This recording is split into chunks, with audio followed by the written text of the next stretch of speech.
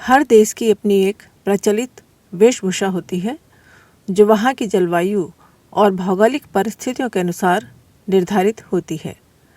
हमारे देश की भी अपनी प्रचलित वेशभूषा है।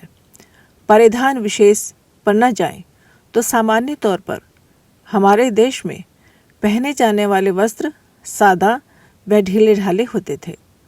धोती, कुर्ता, साड़ी, लहंगा आदि ऐसे ही परिधान हैं जो हमारे देश में प्रयुक्त किए जाते रहे हैं और किए जा रहे हैं। भारतीय संस्कृति की सर्वोपरि विशेषता यही रही है कि यहाँ जीवन के प्रत्येक क्षेत्र में सादगी को ही अधिक महत्व दिया गया है। यह विशेषता वस्त्र आभूषण के साथ भी जुड़ी हुई है।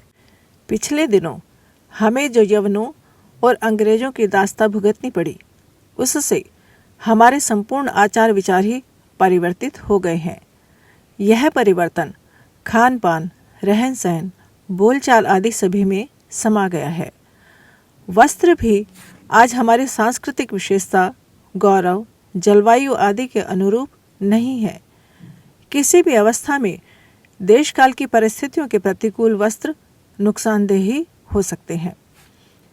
वस्त्र पहनने से कोई आधुनिक और परंपरावादी नहीं हो जाता। वस्त्र सादे हों, स्वच्छ हों, शालीन हों, जिन्हें देखकर किसी के मन में किसी प्रकार की दुर्भावना उत्पन्न न हो, ढीले ढाले हों, पसीना सूखता रहे, जिससे कि सीलन से होने वाले चर्म रोग जैसे दाद, खाज, खुजली न हो। यह ध्यान में रखने की बात है कि कपड़ा जितना तंग होगा उतना ही जल्दी फटेगा। आर्थिक हानि के साथ साथ स्वास्थ्य की हानि भी कम नहीं, क्योंकि तंग कपड़ा रक्त प्रवाह में अवरोध पैदा करता है। सूती कपड़े स्वास्थ्य के लिए बहुत ही उपयोगी होते हैं। आजकल कपड़े पहनने का ढंग कुछ विकृत सा होता जा रहा है। युवक युवतियां इस फैशन की दौड़ में सबसे आगे हैं। सिनेमा में काम करने वाले अभिनेता और अभिनेत्रियां जिस ढंग के कपड़े पहनते हैं, वे उसी ढंग के कपड़े बनवाकर पहनते हैं। कपड़े पहनने का अर्थ अपनी लज्जा को ढकने के बजाय उघाड़ना हो गया है। अनुकरण बुरा नहीं, पर अंधा अनुकरण तो बुरा होता ही है।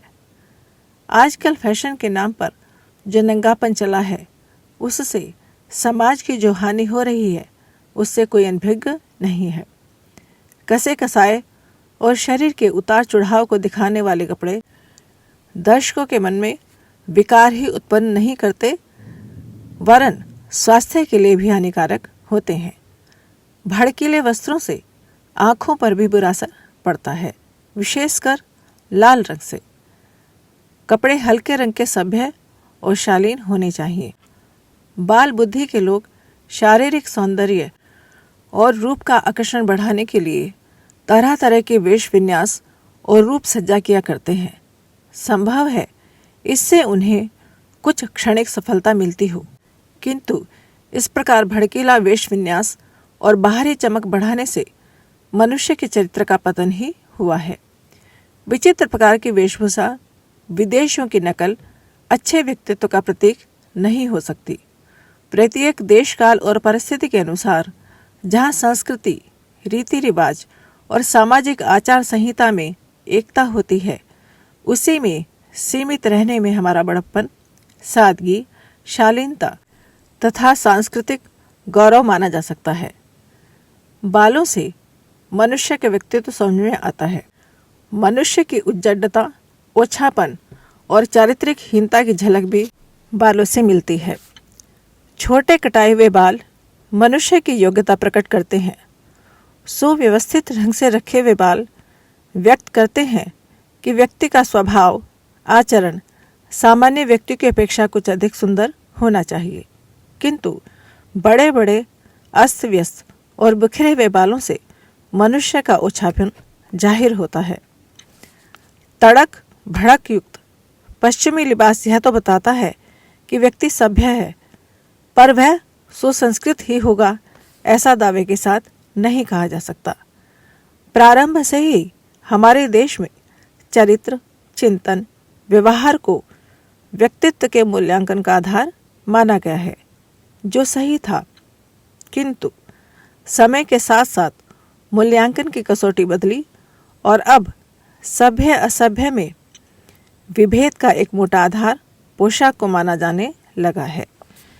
वेशभूषा की विकृति का स्त्रियों के जीवन में प्रवेश एक चिंतनीय विषय है।